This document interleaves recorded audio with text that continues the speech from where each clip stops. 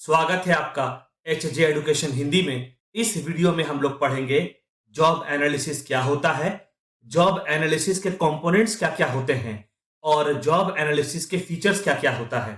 आसान भाषा में जॉब एनालिसिस का मतलब होता है जॉब का डिटेल्ड एनालिसिस करना, जॉब के बारे में स्टडी करना ताकि जॉब से जुड़ा इंफॉर्मेशन इकट्ठा किया जा सके। इंफॉर्मेशन कलेक्ट करने के बाद उस इंफॉर्मेशन का एनालिसिस किया जाता है ताकि जॉब के बारे में जाना जा सके, जॉब के नेचर को समझा जा सके, मतलब जॉब किस प्रकार का है इसे समझा जा सके, जॉब से जुड़ा ड्यूटीज और रिस्पॉन्सिबिलिटीज, वर्किंग कंडीशन आदि के बारे में भी जाना जा सके।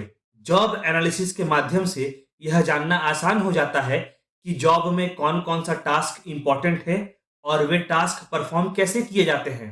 जॉब एनालिसिस के माध्यम से जो इंफॉर्मेशन कलेक्ट किया जाता है उस जानकारी से ऑर्गेनाइजेशन इंप्लॉइज के लिए ट्रेनिंग प्रोग्राम बनाती है, अलग अलग काम के लिए सुटेबल इंप्लॉइज चुनती है और इंप्लॉइज के परफॉर्मेंस को भी एनालाइज करती है। चलिए आगे बढ़ते हैं और जॉब एनालिसिस के अलग अलग डेफिनेशंस को देखते हैं।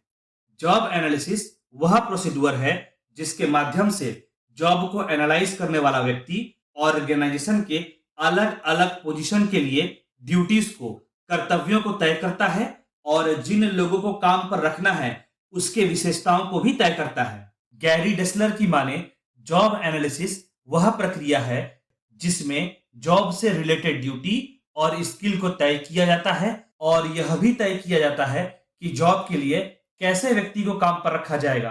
अच्छा, जॉब से जुड़ा ड्यूटी और स्किल को तय करने का मतलब हुआ यह तय करना कि किसी जॉब को जब परफॉर्म किया जाएगा तो इंडिविजुअल को कौन कौन सा ड्यूटी, कौन कौन सा टास्क परफॉर्म करना होगा और जॉब को परफॉर्म करने के लिए इंडिविजुअल के पास कौन कौन सा स्किल होना चाहिए। मैथिस और जैक्सन के अनुसार जॉब एनालिसिस में एक सिस्टमैटिक तरीके से जॉब के बारे में इंफॉर्मेशन इकट्ठा किया जाता है और इंफॉर्मेशन को एनालाइज किया जाता है, और इतना ही नहीं, जॉब के लिए कैसा ह्यूमन रिसोर्स का रिक्वायरमेंट है, मतलब कैसा इंप्लॉय का रिक्वायरमेंट है, उससे जुड़ा इंफॉर्मेशन भी कलेक्ट किया जाता है और एनालाइज किया जाता है।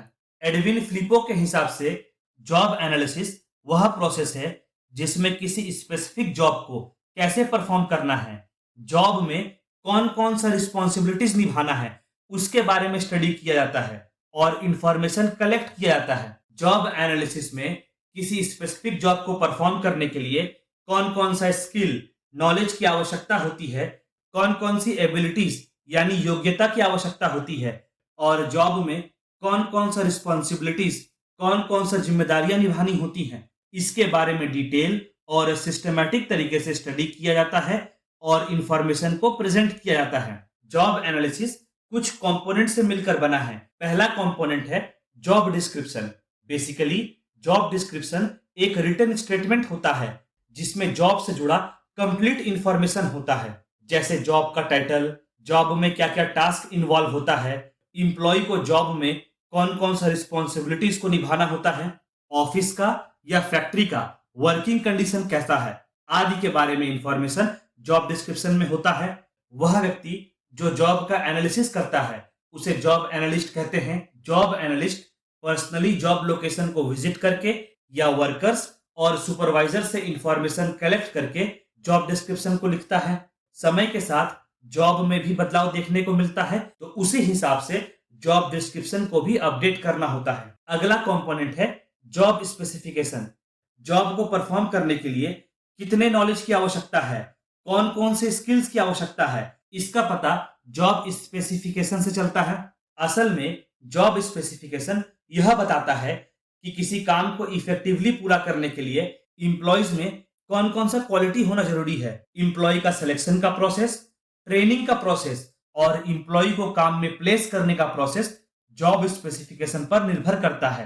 अब सवाल सामने आता है कि आमतौर पर जॉब एनालिसिस कब परफॉर्म किया जाता है।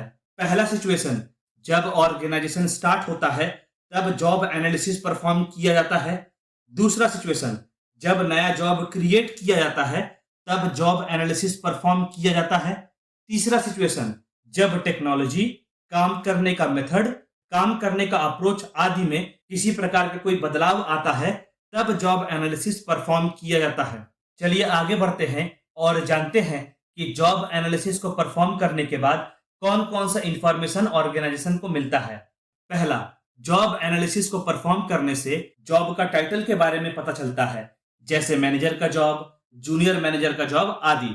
जॉब एनालिसिस से जॉब से जुड़े टास्क के बारे में पता चलता है और कौन सा टास्क कितना इंपॉर्टेंट है इसके बारे में भी पता चलता है। मैनेजर की जॉब में एक्टिविटीज को मैनेज करने का टास्क होता है, एक्टिविटीज को सुपरवाइज करने का टास्क होता है आदि। अगला, जॉब को परफॉर्म करने के लिए कौन सा मशीन और इक्विपमेंट की आवश्यकता होती है इसका पता भी जॉब एनालिसिस से चलता है। अगला, जॉब को परफॉर्म करने के लिए कैसे इंडिविजुअल्स की आवश्यकता है इसका पता भी जॉब एनालिसिस से चलता है। अगला, जॉब एनालिसिस से वर्किंग कंडीशन के बारे में जाना जा सकता है, काम करने का जगह कितना साफ सुथरा है, काम करने के जगह में प्रॉपर वेंटिलेशन का व्यवस्था है भी कि नहीं आदि। चलिए आगे बढ़ते हैं और जॉब एनालिसिस के फीचर्स को पढ़ते हैं। पहला फीचर है information gathering activity. Job analysis एक इंफॉर्मेशन गैदरिंग एक्टिविटी है, जानकारी इकट्ठा करने वाला गतिविधि है, जिसके माध्यम से जॉब से जुड़े अलग अलग पहलुओं के बारे में, अलग अलग एस्पेक्ट के बारे में जानकारी इकट्ठा की जाती है ताकि जॉब से जुड़े जरूरी डिसीजंस लिया जा सके। अगला फीचर है कंटिन्यूअस प्रोसेस। जॉब एनालिसिस एक कंटिन्यूअस प्रोसेस है, लगातार चलने वाला प्रक्रिया है।